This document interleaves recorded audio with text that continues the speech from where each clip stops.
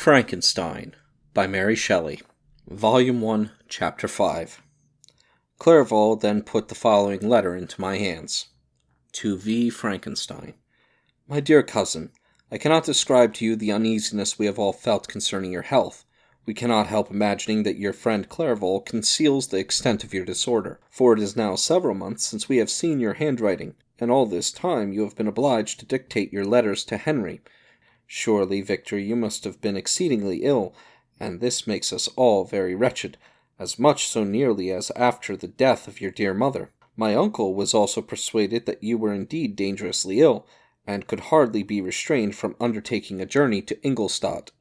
Clerval also writes that you are getting better. I eagerly hope that you will confirm this intelligence soon in your own handwriting, for indeed, Victor, we are all very miserable on this account.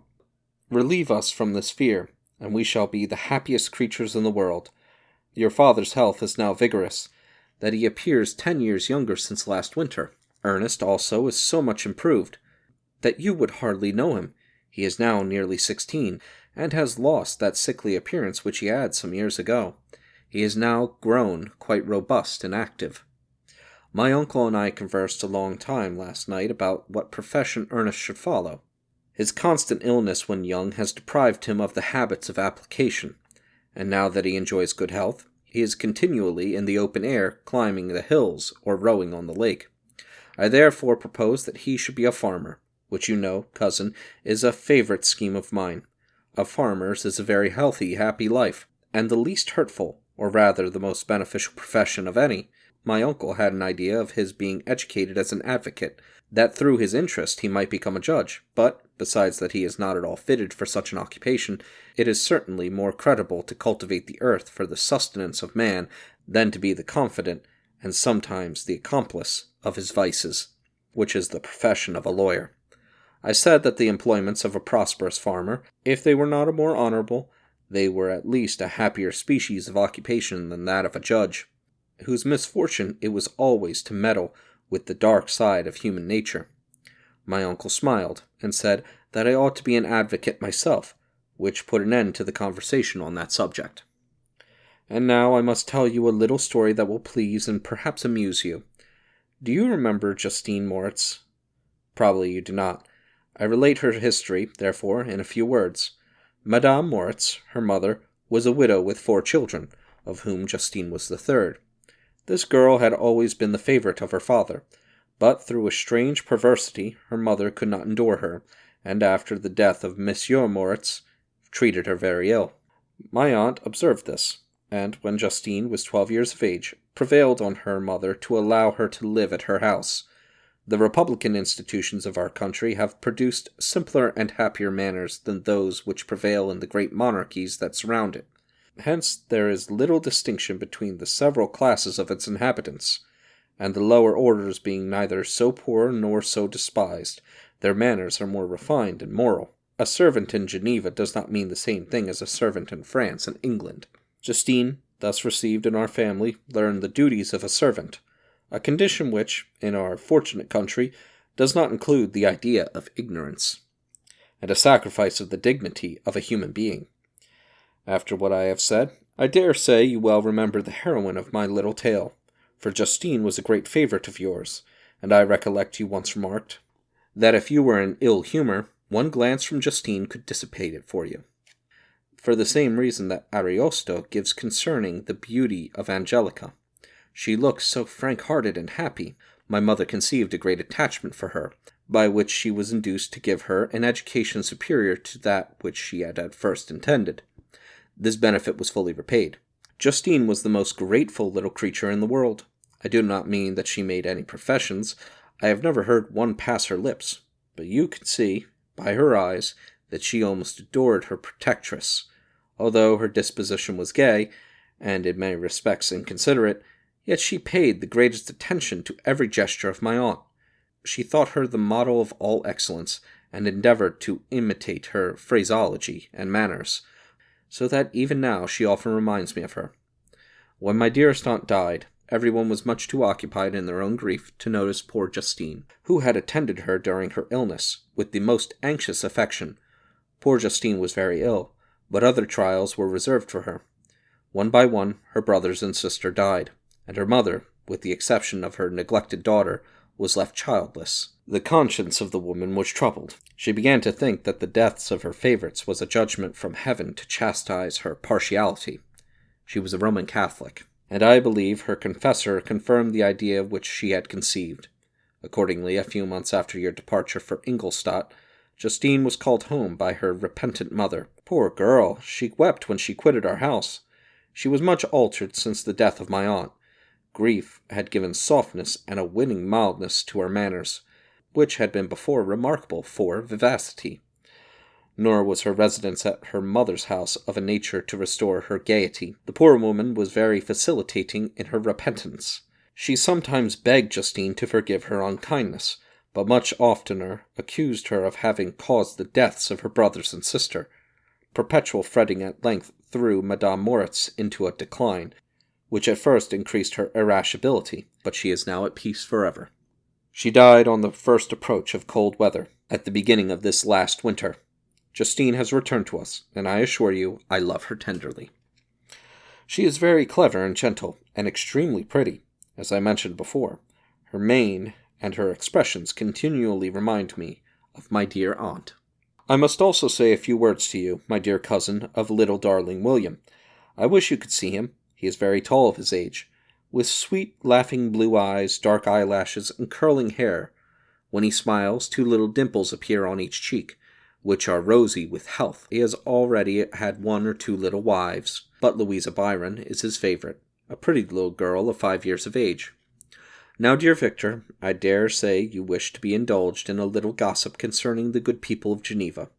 The pretty Miss Mansfield has already received the congratulatory visits on her approaching marriage with a young Englishman, John Melbourne, Esquire.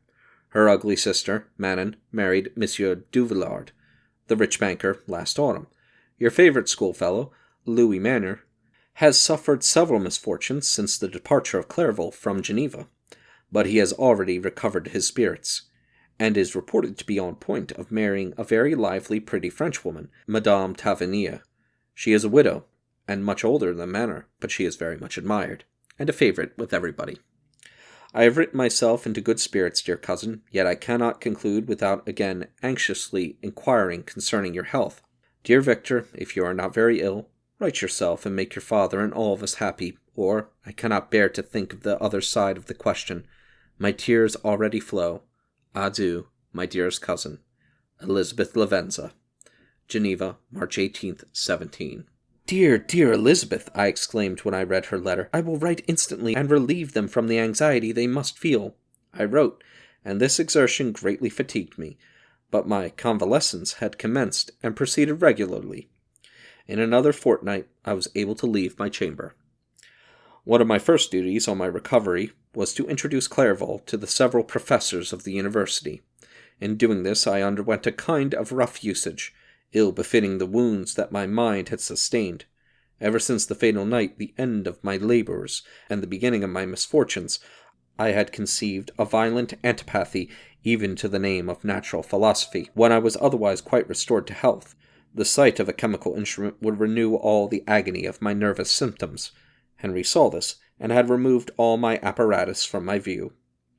He had also changed my apartment, for he perceived that I had acquired a dislike for the room which had previously been my laboratory. But these cares of Clerval were made of no avail when I visited the professors. Monsieur Waldman inflicted torture when he praised, with kindness and warmth, the astonishing progress I had made in the sciences. He soon perceived that I disliked the subject, but not guessing the real cause, he attributed my feelings to modesty, and changed the subject from my improvement to the science itself, with a desire, as I evidently saw, of drawing me out. What could I do? He meant to please, and he tormented me.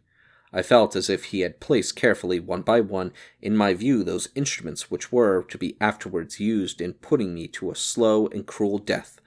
I writhed under his words, yet dared not exhibit the pain I felt. Clerval, whose eyes and feelings were always quick in discerning the sensations of others, declined the subject, alleging, in excuse, his total ignorance, and the conversation took a more general turn. I thanked my friend from my heart. but I did not speak. I saw plainly that he was surprised, but he never attempted to draw my secret from me, and although I loved him with a mixture of affection and reverence that knew no bounds, yet I could never persuade myself to confide to him that event which was so often present to my recollection, but which I feared the detail to another would only impress more deeply. Monsieur Krempe was not equally docile, and in my condition at the time of almost insupportable sensitiveness, his harsh blunt encomiums gave me even more pain than the benevolent approbation of Monsieur Waldman. "Damn the fellow!" cried he.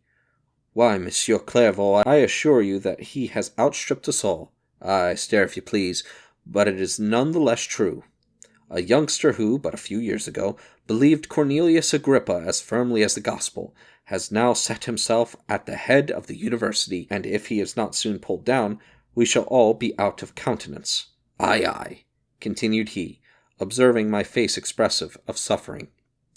"Monsieur Frankenstein is modest, an excellent quality in a young man. Young men should be diffident of themselves, you know, Monsieur Clairvaux. I was myself when young, but that wears out in a very short time." Monsieur Krempe had now commenced a eulogy on himself, which happily turned the conversation from a subject that was so annoying to me. Clairvaux was no natural philosopher. His imagination was too vivid for the minutiae of science. Languages were his principal study, and he sought, by acquiring their elements, to open a field for self-instruction on his return to Geneva. Persian, Arabic, and Hebrew gained his attention, after he had made himself perfectly master of Greek and Latin. For my own part, idleness had never been irksome to me, and now that I wished to fly from reflection, and hated my former studies, I felt great relief in being the fellow pupil with my friend, and found not only instruction but consolation in the works of the Orientalists.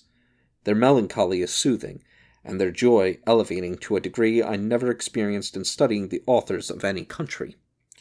When you read their writings, life appears to consist in a warm sun and garden of roses, in the smiles and frowns of a fair enemy, and the fire that consumes your own heart. How different from the manly and heroic poetry of Greece and Rome! Summer passed away in these occupations, and my return to Geneva was fixed for the latter end of autumn, but being delayed by several accidents, winter and snow arrived, the roads were deemed impassable, and my journey was retarded until the ensuing spring, I felt this delay very bitterly, for I longed to see my native town and my beloved friends. My return had only been delayed so long from an unwillingness to leave Clairvaux in a strange place, before he had become acquainted with any of its inhabitants. The winter, however, was spent cheerfully, and although the spring was uncommonly late, when it came, its beauty compensated for its dilatoriness. The month of May had already commenced, and I expected the letter daily which was to fix the date of my departure, when Henry proposed a pedestrian tour in the environs of Ingolstadt that I might bid a personal farewell to the country I had so long inhabited. I acceded with pleasure to this proposition.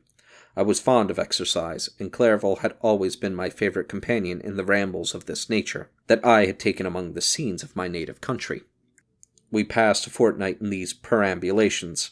My health and spirits had long been restored, and they gained additional strength from the salubrious air I breathed, the natural incidents of my progress, and the conversation of my friend. Study had before secluded me from the intercourse of my fellow creatures, and rendered me unsocial, but Clairvaux called forth the better feelings of my heart. He again taught me to love the aspect of nature, and the cheerful faces of children.